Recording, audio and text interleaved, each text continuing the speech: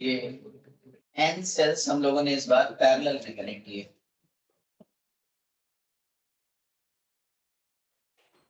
और इस पूरे n सेल्स के कॉम्बिनेशन को एक लोड रेजिस्टर से कनेक्ट किया जा रहा है। ये E1 R1, E2 R2, E3 R3 और ये EN RN। देखिए अब इसमें भी हमें सॉल्व करना है कि ये जो पूरा कॉम्बिनेशन है, यानी कि दिस मच होल सेल्स, ये कितने ईएमएफ के इक्विवेलेंट है और कितने आर नेट के इक्विवेलेंट है, कि हम इस पूरे को हटाकर बस एक सेल लगा सकें। ठीक है, तो इसके लिए पहला काम तो हमें करना होता है आर नेट सॉल्व करना। तो पहले सॉल्व करते हैं हम लोग आर नेट। तो आर नेट में ये सब पैरेलल में है, तो 1/R1, R2, R3 और ऐसे RN।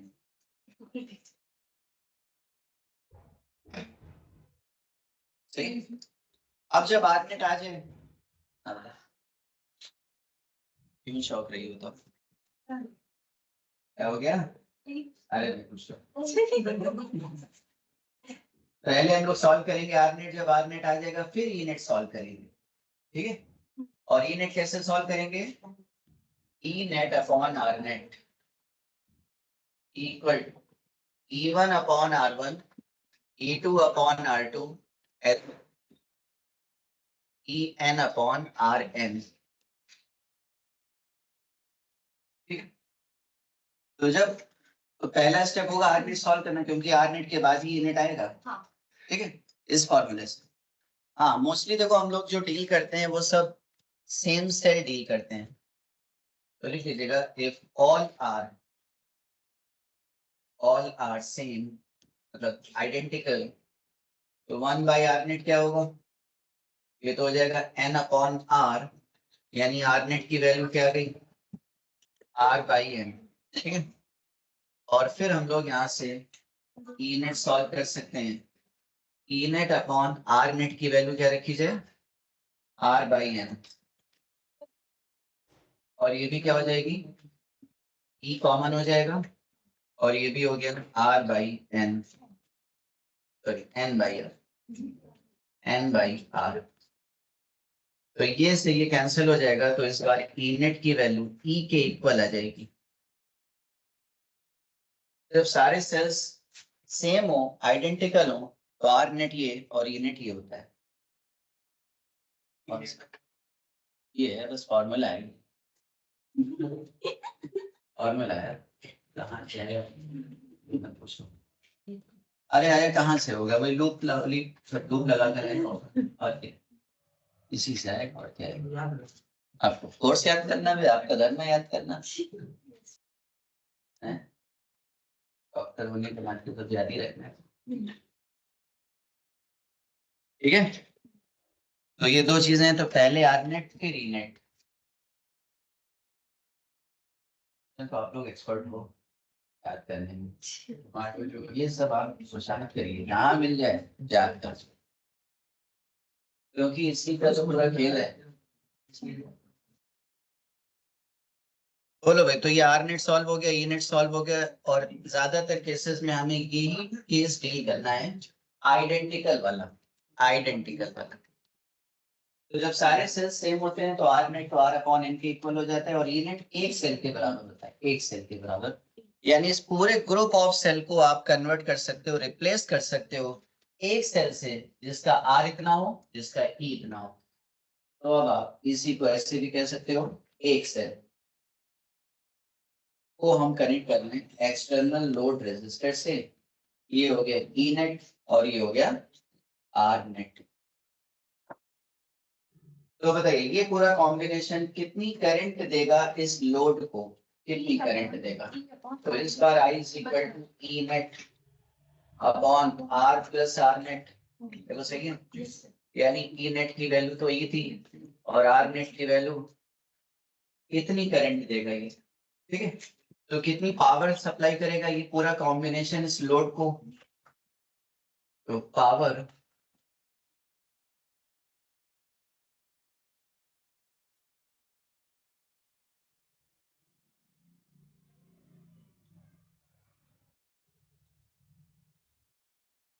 तो P is equal to I square R। अब फिर से बता दो, पावर मैक्सिमम चाहिए, क्या करूं? दोनों टर्म्स जो दिख रहे हैं ना सिर्फ सम को इक्वल करते हैं। तो ये आपको बोला था कि for maximum power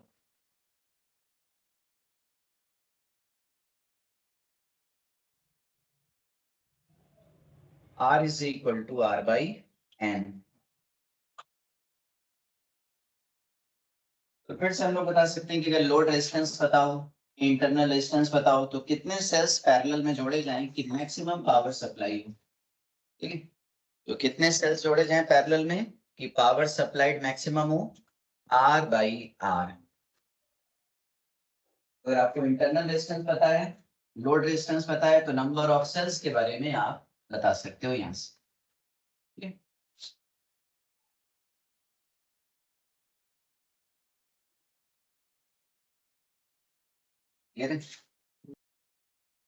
number of sales पूछे जाते हैं R और R दोनों देकर। इसके बाद फिर से देखो, कब पैरेलल में जोड़ने से फायदा रहेगा सेल्स को, कब सीरीज में जोड़ने से फायदा रहेगा। एक बार फिर से देख लो, सीरीज में जोड़ने से फायदा तब था जब जब ऐसा ये चीज लोड रेजिस्टेंस एनआर की कंपैरिजन में बहुत बड़ी, ऐसे में आप सीरीज में जोड़िए तो कितने सेल्स हैं वो नंबर वहां पर दिखेगा। लेकिन अब देख लेते हैं पैरेलल में इसका उल्टा हुआ करेगा, देख लो चाहे, बताइएगा। वहां से देखो, आर बहुत बड़ा हो आर बाई एन से, देन क्या R plus R by N ये सिर्फ आर के ही बराबर होगा। तो फिर इस लोड को कितनी करंट सप्लाई करेगा ये कॉम्बिनेशन, ई अपॉन आर। देखो अभी इसमें एन नहीं दिख रहा है, और जब ऐसा होता था तो सीरीज में जोड़ने से फायदा होता, तो पैरेलल में जोड़ने से ऐसे में कोई फायदा नहीं। ठीक है, तो लिख लीजिएगा, ऐसे में कोई फायदा नहीं पैरेलल में जोड़ने से। लेकिन अगर ऐसा हो आर की वैल्यू बहुत छोटी हो आर बाई एन से, then R plus R by N को आप लिख सकते हो आर बाई एन। तो अभी जो करंट होगी लोड को सप्लाई वाली हो जाएगी आर बाई एन। देखो अब एन टाइम्स दिख रहा है, तो इसमें कोई फायदा नहीं है और इसमें फायदा ही फायदा है। हाँ, अगर ऐसा हो तो ऐसे में सीरीज में जोड़ना चाहिए। देखो ऊपर वाले में लिख रहा था, अगर आर बहुत बड़ा हो तो सीरीज में जोड़िए, और स्मॉल आर अगर बहुत बड़ा हो तो पैरेलल में जोड़िए। सही।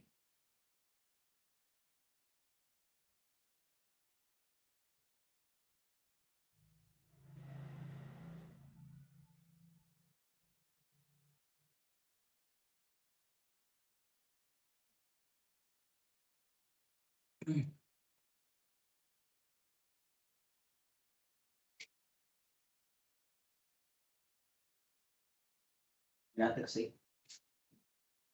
अब इन्हीं दोनों का कॉम्बिनेशन देख लेते हैं। नेक्स्ट लिख लो, मिक्स्ड कनेक्शन।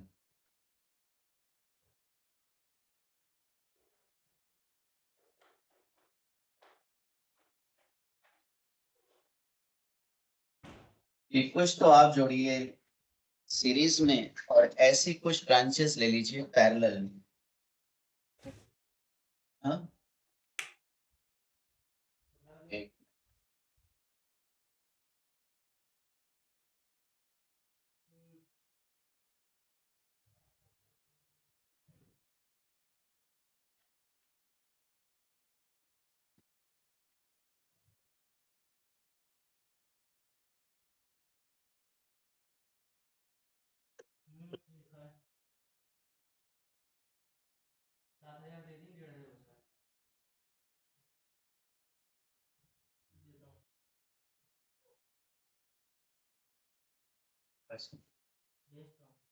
चालक सब हो गई, चालक सब खत्म हो गई, अरे शादी बारात सब खत्म हो गई। अब भी हो गई। तो अब क्या जाने से मतलब अब तो आप कहीं जा रहे हैं, ऐसा की वजह से नहीं आया था। हमारे टाइम में काम कर लिए तो कह रहे थे ना पार्ट टाइम है ना। देखो ठीक है, तो कोई बुराई नहीं है, तो इसमें भी नाम बहुत रहता है।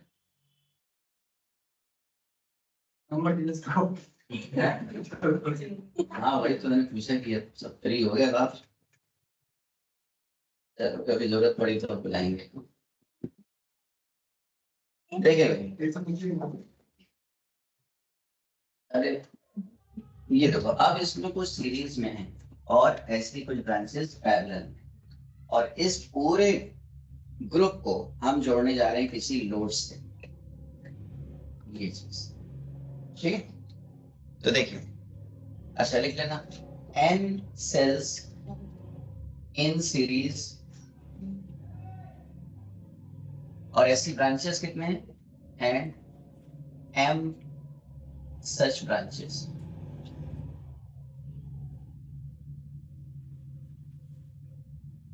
n सेल्स सीरीज में और ऐसी m ब्रांचेस पैरेलल में।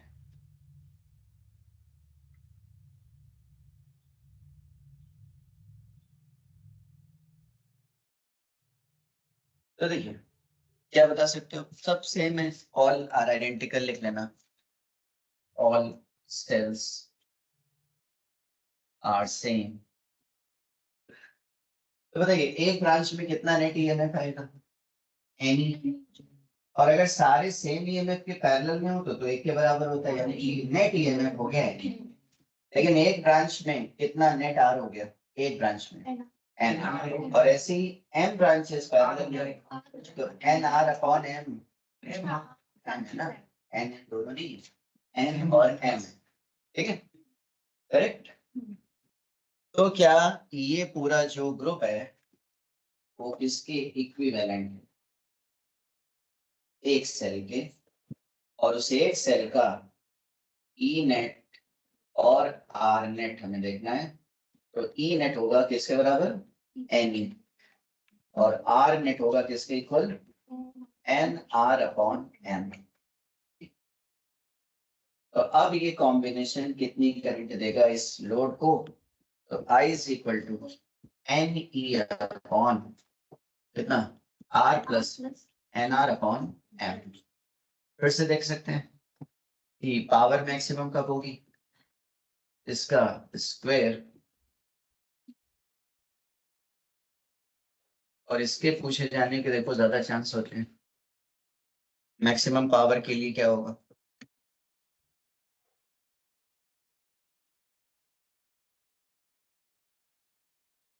क्या होना चाहिए, R is equal to N R upon M, यानी कि M R equal to N are.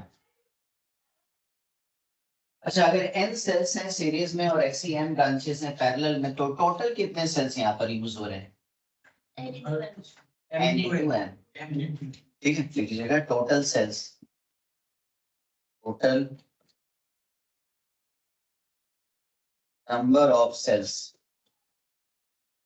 ये है n into n। Maximum power supply के लिए n और m में ये रिलेशन होना चाहिए। अब देखिए क्वेश्चन कैसे बनेगा इसका, अरे ठीक है, तो 4 सेल हो एक सीरीज में और ऐसी 5 ब्रांचेस हो, तो कितने सेल्स हैं, 20, ठीक है।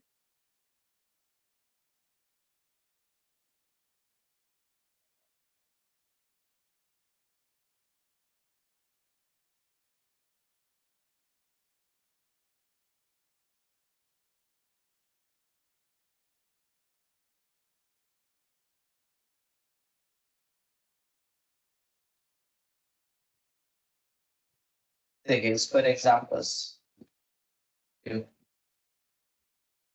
total cells are 32, each small r equal to 2, then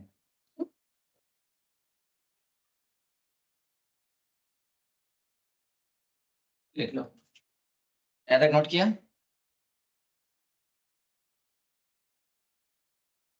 then how many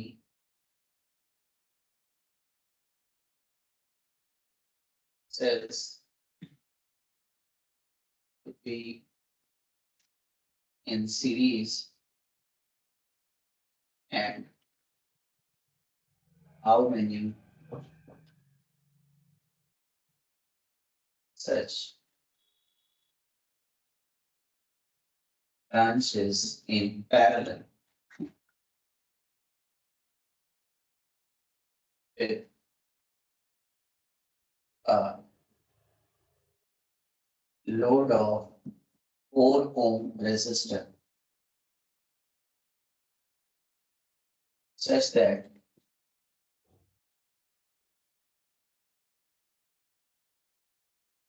power supplied by this group of cells to load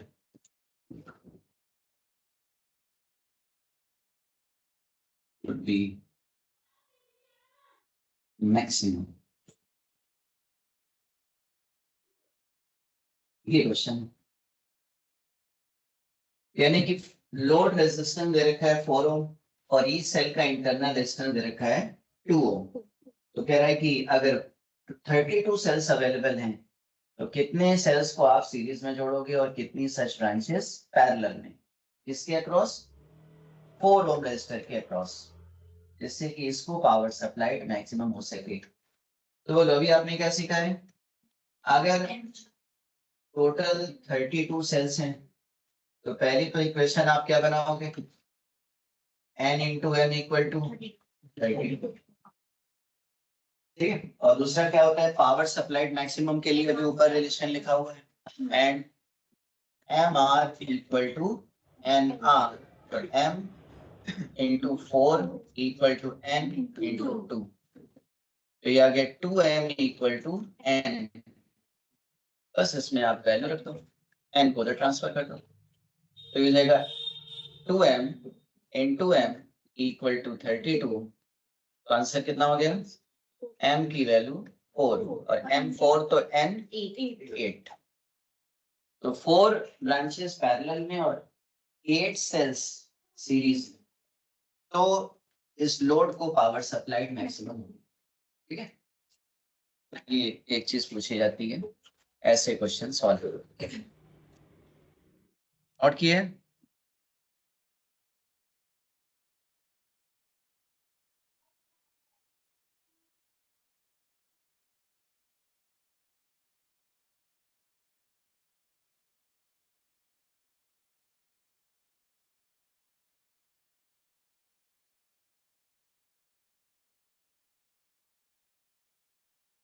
okay note,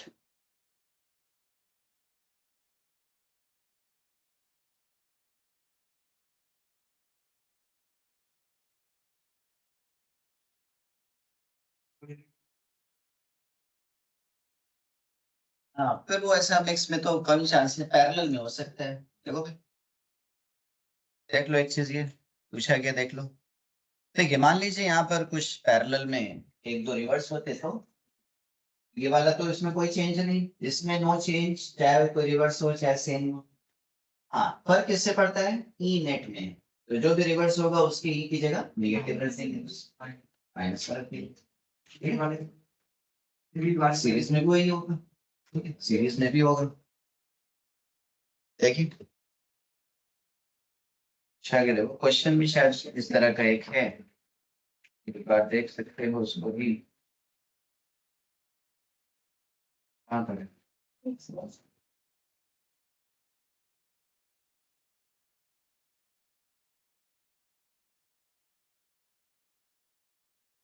है कहीं, एक ऐसा था कि उसने दे रखा था ऑप्शन, याद आ रहा है 249 क्वेश्चन 26, नहीं नहीं ये नहीं, एक